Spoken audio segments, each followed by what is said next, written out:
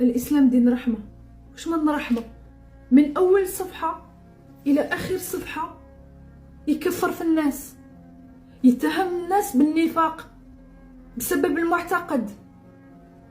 يعني انت ما تامنش بهذه النصوص المكتوبة، الإسلام يحكم عليك ويتهمك، هذا اتهام خطير بالكفر، ويهدك ويدلك ترهيب ويحرض على كراهيتك.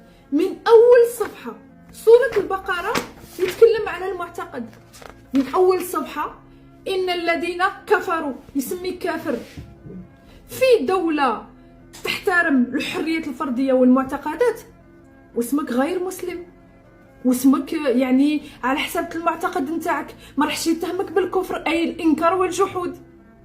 هنا ما راش يحترم، وهذا أسلوب حقد وكراهية. كفروا سواء عليهم أأنذرتهم، أسلوب تهديد. وبعد هنا يتنمر على ذوي الحاجات الخاصة، صم بكم عمي. وش من الرحمة؟ أي صفحة من أول سورة، أي صفحة فيها أسلوب الترهيب والتهديد وتحريض على الكراهية. وش من رحمة؟ فهموني.